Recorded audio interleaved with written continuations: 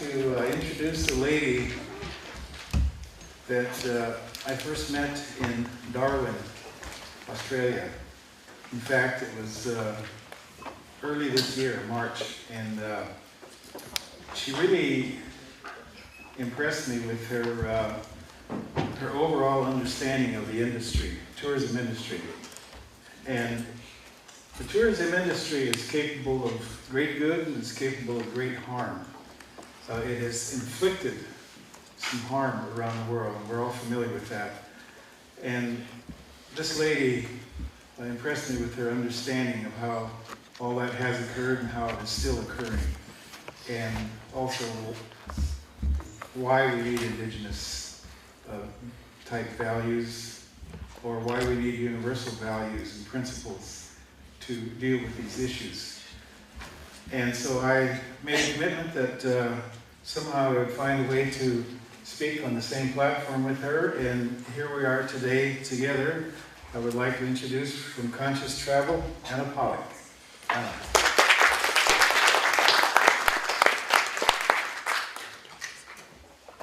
Well, good morning again. It's just so exciting to be here. It's exciting because right now I think we're living at the most amazing, exciting, and scary time in history. And history's being made every day because there's the pace and scope and depth of change that's taking place is quite phenomenal. And every one of us that happen to be born at this particular time are really shaping the future, in fact determining, I would argue, the future of humanity. So the work we're doing today is extremely important in that context. What I want to talk about is why Indigenous travel matters now. And you'll notice I use the word travel, and you'll see later why I've chosen travel rather than tourism. So I'm going to talk about this is your time, or this is our time, and Ben is going to talk about Indigenous values that can make such a major contribution to mainstream tourism, to ensuring that mainstream tourism doesn't harm the earth, doesn't harm Mother Earth, can be sustainable. Because it's my opinion that the way it's being conducted in many parts of the world right now in its mass industrial form is actually non-sustainable. It just cannot go on that way. We have to find another way of doing tourism that leaves more benefit than harm. So you're going to have a role going forward. So very quickly I'm going to cover these 5 topics right now. First of all, the state we're in. In Darwin I spoke at greater length about the problems affecting us. I think every one of you in this room are already very aware of that, and you don't need 20 minutes of a litany of the challenges facing humanity at this point in time. But I'll just briefly cover some of those. Ben called it the imperative. Why, again, the Indigenous people of this world must not be shy, but must step forward and say there is a potential for a better way if we work together. Then I'd like to go a bit deeper and explore why we're in the state we're in, if you see what I mean. What thinking, what mindsets, what perception got us into this fix? And who's going to fix it? Who's going to help change it? And introduce just a little bit of the mountains of research that I've uncovered on how the customer, the guest, the visitor, the tourist, however you like to describe them, is also changing. And what I think in the takeaway are the 2 things I would like you to focus on as being the keys to our success in this endeavor.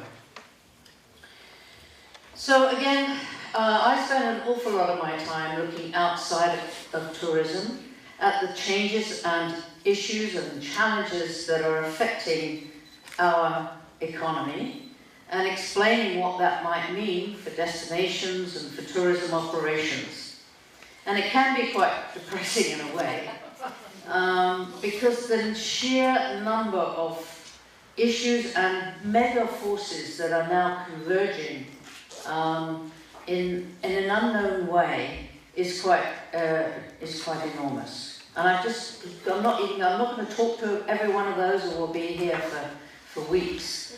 And I think you're aware of most of them, but it is a significant situation that we find ourselves in right now. And what that means is we're in a period of enormous turbulence and change and uncertainty. And as I said at the beginning, the speed with which right now people are waking up to these issues and becoming conscious of them is quite remarkable. And as an example of that, I was in Ecuador at a meeting convened by the United Nations World Tourism Organization and the Organization of American States. So we had all of the great and the good at the top of the tourism tree, if you like, there.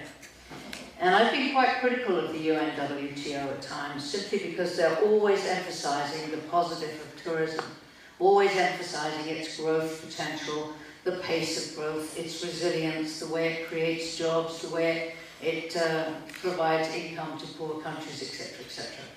And to my great surprise and gratification, Taleb Rafai, who also spoke here, stood up and said, we are an enormous industry growing at a phenomenal pace, and it's time that we now recognize that tourism has a dark side to it, as well as a positive side. And I thought that took enormous courage to do that, and it's timely and it was appropriate, but it showed to me just the sheer speed with which things are changing.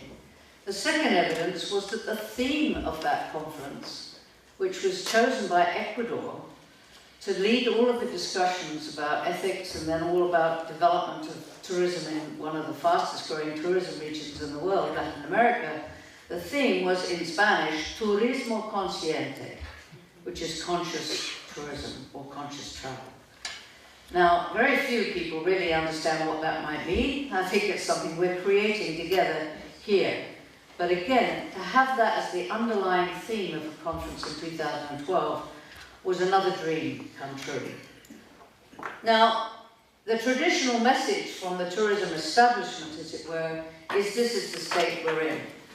We're in this rapidly growing business, this industry called tourism, that's grown from a few million people when I was born in 1949, right the way through to just hitting the 1 billion international visitors traveling across this planet. For the domestic tourism, that's probably 5, 6, 7 times bigger than that. That's an awful lot of feet moving around, wouldn't you agree? And we've gone from, let's say, a couple of million to 1 billion in about 62 years. But what's scary is that they're projecting we're going to grow by another 400 million in just another 8 years. And now they're projecting that we'll hit 1.8 billion. Now just think of the impact of that kind of growth. And it begs the question, can we withstand it? Are we prepared for it? What impact will it have? And is it desirable? Is it about the number of people coming to our destinations? Or is it really about the value that that generates, the benefit to the host communities that occurs? How much of that money stays with the people who act as the host? And these are the questions that I think need to be discussed right now. Now, I came across this image on the internet, and I obviously think it's a wonderful Photoshop creation. But they do say that a picture says 1,000 words. And I think the reason that this is a very powerful image is that if you imagine that the capsule contains tourists, visitors, travelers, eager to see the view, it's hanging rather precariously attached to the rock by a piece of human engineering. But most importantly, this capsule is being suspended in midair by a living organism, a tree. And I think that this is our reality right now. Metaphorically speaking, if you go back to the previous slide, that is what I call a tourism tsunami. Imagine that this wasn't quite so elevated above sea level. I'm mixing my metaphors, I admit.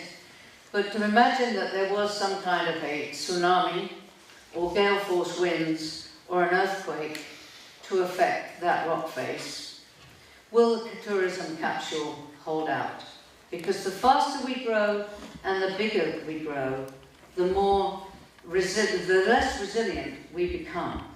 And these are the questions that I was suggesting that the UNWTO need to be talking about openly and publicly. And the other side of that is that they need to be talking about how they can solve some of the problems we're in and not just constantly be asking for more money and more attention. Now, this is another graph, and this is taught in all tourism schools around the world. I don't think there's an institution that teaches tourism management that doesn't have this graph in it. And it came from a Dr. Butler out of the University of Waterloo in Canada, and it was used to describe how tourism destinations rise and decline. So one of the examples that Dr. Butler used was Niagara in Canada, Niagara Falls. Another possible example is Venice, where a place is discovered, and it's the hot new product, it's the hot new destination, and then developers come in, build a hotel, restaurants start to pop up, then we have guided tours, and the whole thing goes through a rapid stage of development. This is exactly where most tourism in South America is right now, in my opinion. The challenge is that eventually there are some fundamental problems with the model that we've been using. The industrial model. It's the same as the economic model that underpins everything in the Western economy. And that is that over time, it ends up producing diminishing returns for virtually everybody in the system. Diminishing returns in terms of the profit margin for the participants tend to go down over time. So we have a situation right now where Thomas Cook is running on a 1% margin. So if you're operating on those kind of thin margins, the only way that you can continue to produce a return to your shareholders is to get bigger. So you either get bigger or you do that in many cases. The quickest way to do that, and most CEOs are in a hurry because they've got quarterly returns to meet, is through mergers and acquisitions. So we see those companies getting bigger and bigger and bigger. We see wealth concentrated in fewer hands. And the reason we're so prone to this diminishing returns in tourism is that we are selling something that is very perishable. It's an experience that takes place at a point in time. So when I'm staying at the hotel down the road tonight, that is associated with tonight. And if that hotel room had not been sold last night, it couldn't have been sold again to anyone else. So whenever anything goes wrong in tourism, and we're so prone to external factors hitting us, like currency exchange rates, a tsunami, a volcano erupting, the political unrest in a particular area, could be anything. But there are all of these pressures on us that cause demand to do this. Now this graph that I showed you back here looks nice and smooth, doesn't it? But it isn't like that at all, is it? Think of your own small community. Does demand do that every year? It does this. And that's the most harmful thing. Because every time it does that, what do we do? What is our strategic response to a drop in demand? You business people. I don't believe you'll sit there and look at your fingers or read your notebooks. What do? You slash costs, right? And what's the impact of slashing costs? You lay people off. What's the impact of that on the guest experience? Less quality of service. Pardon? Less quality of service. Less quality of service. But what else do most people in tourism do? I don't believe it. Offers. You drop your price. Of course. I mean, every destination right now, doesn't matter how beautiful it is having a seed sale. Yes, Leo? I think we have to innovate, not to drop prices. just look to other opportunities. Yes. Yeah. Be open to that and listen to what really is emerging and try to create a really unique product with the experience we have talked about the last few days, and not drop the price. This is not a way to develop a business. No, it isn't. Thank you. You're completely right. It isn't the way, but unfortunately, this is the way tourism is done. All right, and it's done partly for. And I just now get into the. Before I do get into the deeper reasons, I'll just very quickly point out that if you're not aware of it, we've got some major problems that we've generated as a result of our having to grow in volume. Congestion, the picture up there on the top left is, you can probably barely make it out, but it looks like a bunch of ants going up a snow-clad hillside. It's actually climbers who are going to ascend Mount Everest. It's getting pretty congested up there in Nepal. This picture down here, the one below that, you've all seen those beautiful pictures in the travel magazines of Far and National Geographic of the Maldives. Well, one of the islands in the Maldives has been designated for the exclusive purpose of taking all the trash from the visitors that go to the other beautiful islands of the Maldives. These visitors never see the trash island. It's a trash mountain now, and it's now slipping into the ocean. Because where do the Maldives take our trash? You know, it's all the stuff that we have in our bags and smuggle through security or try to, you know, it's our toiletries, our combs, our stuff that we leave. And in conferences, half the time, it's all the giveaways that we've picked up and we leave behind, right? Where does it end up? In a mountain.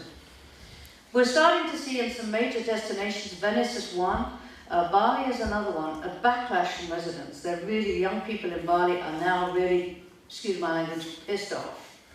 Because they're saying, you've sold our inheritance, you're bastardizing our culture, and now you've sold up most of our agricultural land for spas and resorts. So they're actually putting signs up right in the paddy fields saying Bali is not for sale.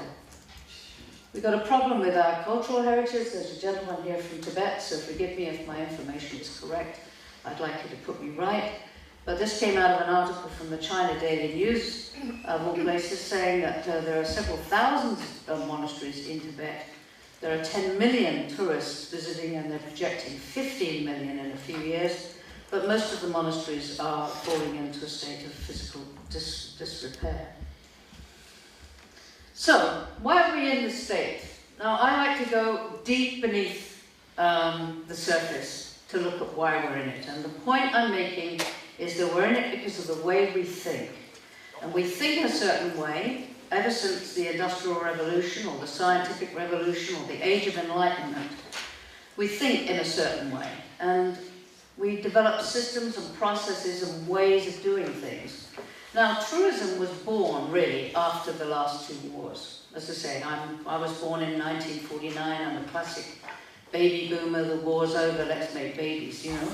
And I'm a result, and so that's right. But what happened then was that they started to, travel industry started, and we started with planes that got bigger and bigger.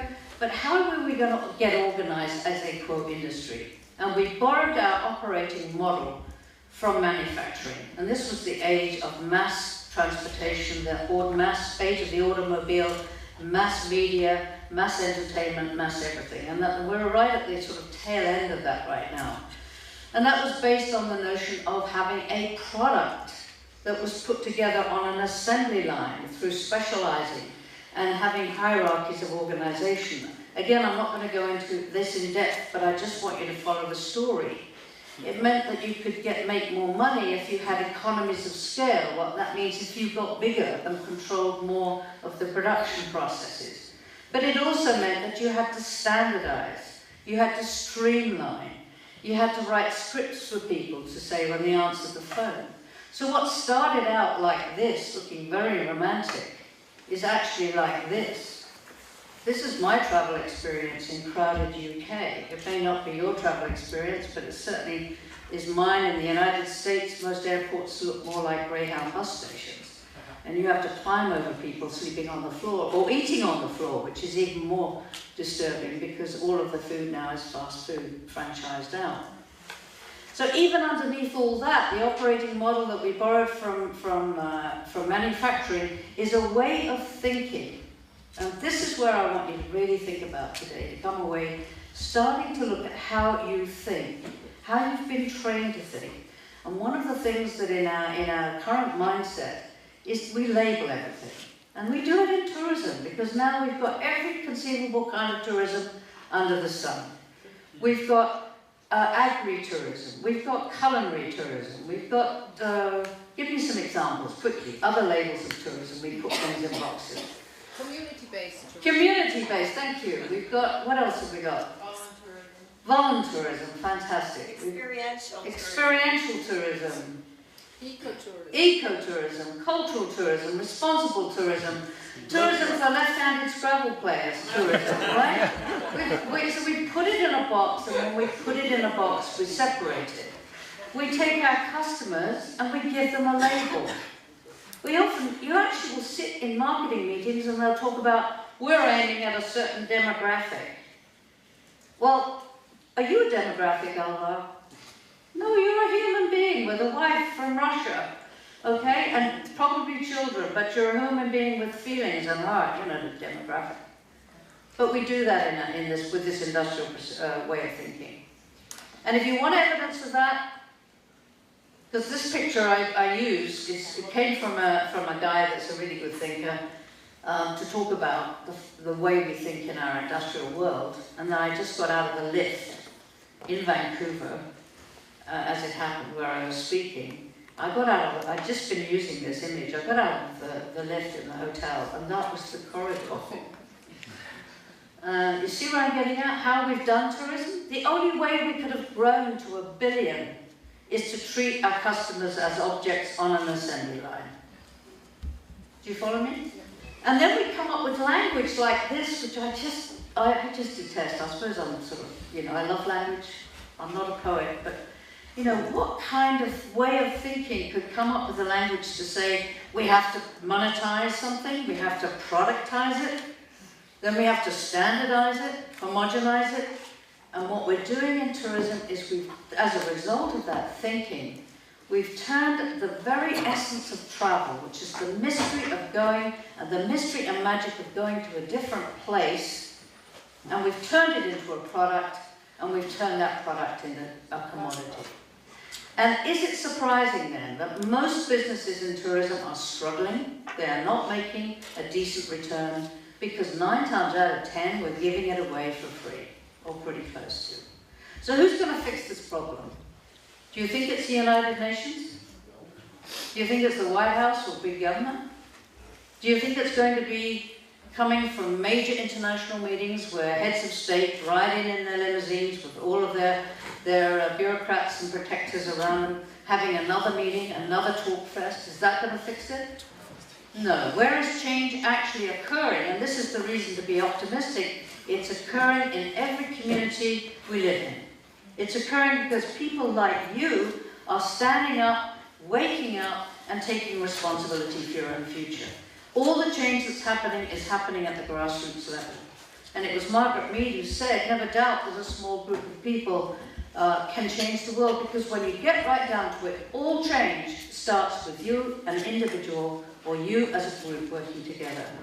But the other thing that will really make change happen is if we don't try to solve the current problems, fix the current problems with the same way of thinking that got us into the problem in the first place. And that's this famous quote from Albert Einstein, who did an awful lot more than be a physicist. He was a very, very wise man. But he said you cannot solve a problem with the same thinking. So I'm saying in tourism, we've got to rethink. We've got to come up with a new way of looking at it if we're going to succeed. And the first thing we have to do is say that tourism is not an industry, it's a system, a dynamic, living, organic, messy, fuzzy system made up of people. People, hosts, people as guests, people who live in the community that make that interaction possible. And they live in a very distinct community called a place. And that place is embedded on Mother Earth that supplies the support system. And if we're going to really make a difference, we're going to have to see that system in a different way, not as a piece of a value chain made up of products and an assembly line, but in that way that I've described it. And we've got to now start to look at the fundamental values and beliefs that we hold in the Western system that's dominated and ask if they're really working. And that's the connection with the Indigenous. Because what I'm going to let Ben show you shortly is there is another way, as you well know, of seeing the world. And it's time that we started to blend these two. It's not about, but you have to go forward into the future with something that balances, but takes the wisdom and knowledge of Indigenous people. And when our values and beliefs change in that system, which is mostly human, then everything else changes. I'm going to skip through this slide, but I've done a lot of work on really examining what are those values and beliefs that cause us to behave a certain way. And we'll, if there's time, we'll come back to that later, because I don't want to talk for too long. But the good news is that we're all human.